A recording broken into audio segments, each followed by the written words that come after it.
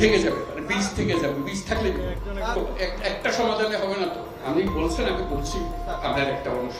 প্রধান উপদেষ্টা ডক্টর মোহাম্মদ ইউনূসের সাথে সাক্ষাৎ করেছেন সেনাপ্রধান জেনারেল ওয়াকারুজ্জামান। কোনো প্রকার সংস্কার হবে না, করতে দিবে না, এটা ডক্টর মোহাম্মদ ইউনূসরা বুঝতে পারছেন না। কোনো সংস্কার করতে দিবে না, যা ছিল তেমনই থাকবে সবকিছু, কোনো কিছুর বিচারও হবে না। কারণ প্রধান উপদেষ্টার কিন্তু কোনো ক্ষমতা নাই এই সেনাপ্রধানকে চাকরিচ্যুত করা বা চাকরি থেকে সরানো, অন্য কাউকে বসানো, কোনো ক্ষমতা নেই। তাহলে কি সেনাবাহিনী সরাসরি ক্ষমতায় আসতে যাচ্ছে? যদিও তিনি যতবারই উচ্চারণ করুন না কেন সেনাবাহিনী রাজনীতি থেকে দূরে থাকতে চান, বা এমন কোনো প্লট কি আসলে নির্মাণ হতে যাচ্ছে, অথবা যেসব কারণে সেনাবাহিনী বাধ্য হতে পারে সরাসরি ক্ষমতায় হস্তক্ষেপের জন্য? প্রধান উপদেষ্টার সঙ্গে সেনাপ্রধানের সাক্ষাৎ গুরুত্বপূর্ণ সাক্ষাৎ নিঃসন্দেহে। নির্বাচনের সময়সীমা নিয়ে সরকার ও সেনাপ্রধানের বক্তব্যে মত বিরোধে বহিঃপ্রকাশ ঘটল কিনা এমন প্রশ্নের জবাবে শফিকুল আলম বলেন, বাংলাদেশ আওয়ামী লীগ আবারও ফিরে আসবে, তারা নতুন রূপে বা নতুন মুখ নিয়ে কিন্তু ইতিমধ্যে বাংলাদেশ আওয়ামী লীগ। দর্শক শ্রোতা, খারাপ সংবাদ দর্শক শ্রোতা, এবার ভয়ানক একটি দুঃসংবাদ আসতে যাচ্ছে বাংলাদেশের জন্য। দর্শক শ্রোতা, এবার আওয়ামী লীগের নেতাকর্মীরা বা শেখ হাসিনা কিন্তু ভারতে বসে দেশকে পরিচালনা করছে। বাংলাদেশের বর্তমান রাষ্ট্রপতি শাহাবুদ্দিন চুক্কুকে নিয়ে কিছু গোপন তথ্য ফাঁস করলেন একজন সেনা কর্মকর্তা। দর্শক শ্রোতা, তিনি কি বললেন চলুন আমরা সেই ভিডিও ফুটেজগুলো দেখে আসি, তারপর এটা নিয়ে আমরা বিস্তারিত আলোচনা করব। হাসিনা তাকে ব্যবহার করা শেষ হয়ে গেছে, হাসিনার এক্সপায়ারি ডেট শেষ। এখন পুতুলকে তৈরি করা হচ্ছে বাংলাদেশ আবার পাঠানোর জন্য। এই কিছুদিন পরে যা আছে, কোনো প্রকার সংস্কার হবে না, করতে দিবে না, এটা ডক্টর মোহাম্মদ ইউনূসরা বুঝতে পারছেন না। কোনো সংস্কার করতে দিবে না, যা ছিল তেমনই থাকবে সবকিছু, কোনো কিছুর বিচারও হবে না। এই যে আপনারা তো দেখেছেন যে দুদিন পরে নাটক করে আওয়ামী মন্ত্রী মিনিস্টার যাদেরকে জেলে নেওয়া হচ্ছে, তারা এখন মহাফুর্তিতে আছে এই উপদেষ্টা সরকারের তত্ত্বাবধানে। কোনো পরিবর্তন ছাড়াই একটা নির্বাচন হবে এবং সেই নির্বাচনে বিএনপিকে আসতে দেওয়া হবে। এটার পরিকল্পনা কি হচ্ছে, ভারতের পরিকল্পনাটা সোজা বলে দিই। এই যে একটু আগে বললাম লেফটেন্যান্ট জেনারেল আকবরের সাথে রাজেশ কুমার অগ্নিহোত্রীর মিটিং, এরকম লাগাতার মিটিং চলছে। এই মিটিংয়ের যেসব আদেশ নির্দেশ, ভারতের আদেশ নির্দেশ এই 13 লং পোস্টের মাধ্যমেই কিন্তু উপদেষ্টার কাছে এবং চুপুর কাছে চলে যাচ্ছে। কারণ প্রধান উপদেষ্টার কিন্তু কোনো ক্ষমতা নাই এই সেনাপ্রধানকে চাকরিচ্যুত করা বা চাকরি থেকে সরানো, অন্য কাউকে বসানো, কোনো ক্ষমতা নাই তার। সমস্ত ক্ষমতা কিন্তু চুপুর হাতে, সেই জন্য চুপুকে সরানো হয়নি। এবং স্বৈরাচারী শেখ হাসিনার এবং ভারতের প্রতি লয়াল যারা এবং দেশদ্রোহী, তারা সবাই কিন্তু ইউনিফর্মে আছে। তাই তারা যেটা করছে, তাদের প্ল্যান, বিএনপিকে ইতিমধ্যে চাঁদাবাজি এবং অন্যান্য অপকর্ম যারা নেমেছে, তারা এই তথাকথিত উপদেষ্টা সরকার কিন্তু বিএনপিকে করতে দিচ্ছে, বাধা দিচ্ছে না। এই করে ইতিমধ্যে কিন্তু বিএনপিকে পচাতে শুরু করেছে জনগণের কাছে। তারপরে তারা যে বিভিন্ন ডায়লগ দিচ্ছে, 18 মাস পরে, একটা বছর খানিক 18 মাস পরে একটা নির্বাচন দিয়ে বিএনপি ক্ষমতায় আসবে।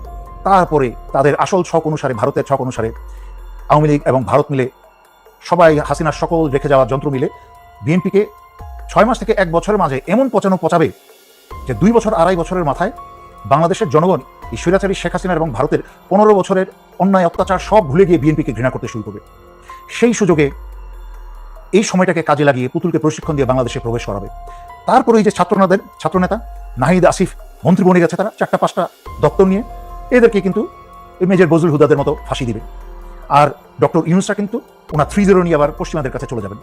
ওনার মাথা ব্যথা নেই, ওনার গ্রামীণ ব্যাংক আছে, গ্রামীণ ফোন আছে, ওনার সব জায়গায় স্থান আছে, সব দেশে। আর বাকি উপদেষ্টা আসিফ নজরুল, তারপরে এই তৌহিদ হোসেন, ওনারা তো ভারতের প্ল্যান বি হিসেবে কাজ করছেন, ধরি মাছ না ছুঁই পানি। তাই যখন আওয়ামী সরকার আসবে আবার, তখন তারা বলবে আমরা তো বসিনি, আমাদেরকে ছাত্ররা জোর করে বসিয়েছে, এবং দেখেন আমরা তো কিছু করিনি, আপনাদের মন্ত্রী মিনিস্টার আওয়ামী লীগের সকল লোককে আমরা হেফাজতে রেখেছি, নিরাপত্তায় রেখেছি এবং জামাই যত্নে রেখেছি। তাই আপনারা বুঝতে পারছেন না দেশ কোন ধ্বংসের দিকে যাচ্ছে। আবার কথা না বাড়িয়ে আশা করি এই ছাত্ররা তাদের আরামপ্রিয়তা ভুলে গিয়ে, এই যে এসি চেয়ারের এবং ক্ষমতার আরাম পেয়ে গেছে, এগুলো ভুলে গিয়ে তারা যেন সত্যিকার অর্থে আবার বিপ্লবকে জাগিয়ে তোলে।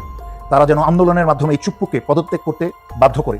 আর নয়তো আমার গত 4.5 বছর ধরে যতগুলো কথা বলেছি, সব যেমন সঠিক হয়েছে, সত্যি হয়েছে, এই কথাগুলোও কিন্তু একদিন সত্যি হবে, আফসোস করতে হবে তখন।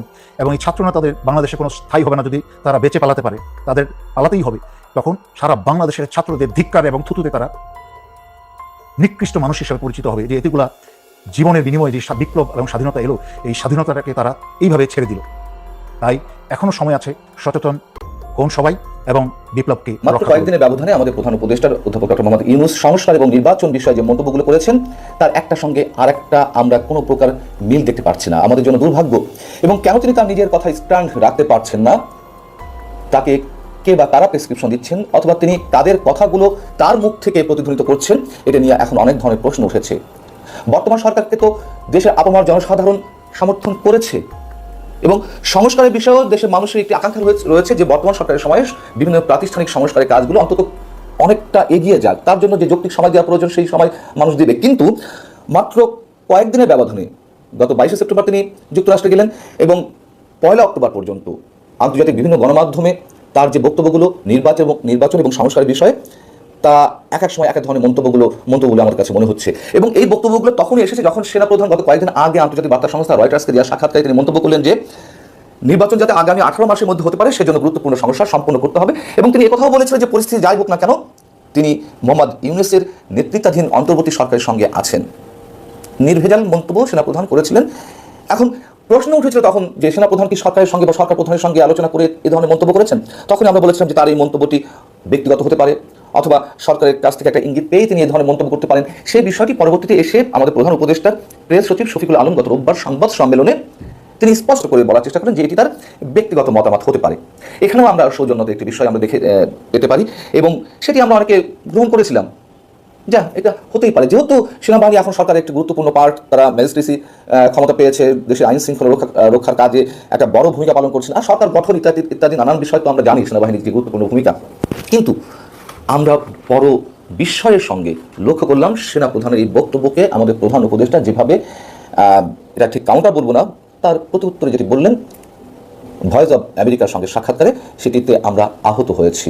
এবং অল্প মাত্র কয়েকদিনের ব্যবধানে এক এক সময় এক এক কথা আমাদেরকে অবশ্যই আশাহত করছে। আমরা এটুকু বলতেই পারি কেন এমনটি হচ্ছে, কেন এমনটি হবে। অনেকে বলছেন যে যায় লঙ্কায় সে হয় রাবণ। আমরা এখনই তেমনটা ভাবতে চাই না। অনেকে বলেন যে অধ্যাপক ডক্টর মোহাম্মদ ইউনূস সহজ সরল মানুষ, তিনি তো আসলে রাজনীতি করেন না, ঘুরিয়ে পেঁচিয়ে কথা বলতে পারেন না। যদি তাই হয় তাহলে তো একটা জায়গাতেই স্ট্যান্ড করে থাকবেন।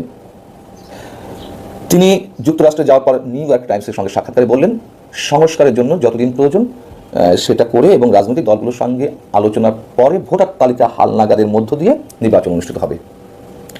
তিনি পরবর্তীতে এসে রয়টার্সের সঙ্গে সাক্ষাৎকারে বললেন, আগে বললেন রাজনৈতিক দল, পরবর্তীতে বলেন জনগণ যখন মনে করবে নির্বাচন দেওয়া উচিত তখনই নির্বাচন সরকার দিবে এবং এই সরকারের বিন্দু মাত্র কোনো ইচ্ছে নেই দীর্ঘমেয়াদে ক্ষমতায় থাকার। আমরা সেই বক্তব্যটিও গ্রহণ করলাম। কিন্তু ভয়েস অব আমেরিকার সঙ্গে যে বক্তব্যটি তিনি দিলেন তার ছোট্ট একটি অংশ যদি আপনাদের সামনে তুলে ধরি, আপনারা নিশ্চয়ই অনেকে জেনেছেন এর মধ্যে, তারপরে বলি। তিনি ভয়েস অব আমেরিকার যে প্রশ্নটি ছিল যে অন্তর্বর্তী সরকারের মেয়াদ সম্পর্কে আমরা আপনার সরকারের কাছ থেকে এখনো পর্যন্ত পরিষ্কারভাবে কিছু শুনিনি। আপনি জাতির উদ্দেশ্যে 2টি ভাষণ দিয়েছেন, কিন্তু সেখানেও এই বিষয়ে কিছু জানতে পারিনি। সেনাপ্রধান জেনারেল ওয়াকারুজ্জামান বলেছেন যে আগামী 18 মাসের মধ্যে নির্বাচন হতে পারে। তাহলে কি ধরে নেব যে আপনার অন্তর্বর্তী সরকারের মেয়াদ হচ্ছে আগামী 18 মাস পর্যন্ত? এই প্রশ্নের উত্তরে অধ্যাপক ইউনূস যেটি বললেন, আপনি ইচ্ছে করলে সেটা ধরে নিতে পারেন, কিন্তু সরকারের মতামত সেটি নয়। সরকার তো কোনো মত দেয়নি এ পর্যন্ত। কাজেই সরকার কখন মেয়াদ ঠিক করবে সেটা সরকারকেই বলতে হবে। সরকার না বলা পর্যন্ত সেটা মেয়াদ হচ্ছে না। আমরা সত্যিই বিস্মিত হয়েছি। রাজনৈতিক দলগুলোর সঙ্গে আলাপ আলোচনা করার মাধ্যমে নির্বাচনের তারিখ ঘোষণা করা হবে, মেনে নেওয়া যায়। জনগণের ইচ্ছা অনুযায়ী সরকার নির্বাচন দেবে, এটিও মেনে নেওয়া যায়, যদিও সেটি হাইপোথেটিক্যাল। জনগণ বলতে কাদের আমরা বুঝবো, জনগণের মতামতটা কীভাবে গ্রহণ করা হবে, অনেক প্রশ্ন আসতে পারে, তারপর আমরা ধরে নিতাম। কিন্তু এই যে বললেন যে সরকার যে মতামত দিবে সেটিতেই বোঝা যাবে যে নির্বাচন কখন হবে, এই বক্তব্য আমরা একেবারেই মানতে পারছি না, একেবারেই না। ভয়েস অব আমেরিকার থেকে প্রশ্ন করা হয়েছে যে সরকার বলতে তো আপনাদেরই বোঝায়, তখন তিনি বলছেন হ্যাঁ আমাদেরই বলতে হবে, আমাদের মুখ থেকে যখন শুনবেন সেটাই হবে তারিখ। ভয়েস অব আমেরিকার আবার প্রশ্ন, তাহলে উপদেষ্টা পরিষদ এখনো পর্যন্ত এই বিষয়ে কোনো সিদ্ধান্ত নেয়নি? তিনি বলছেন যে আমরা আলোচনা করেছি কিন্তু কোনো সিদ্ধান্ত হয়নি।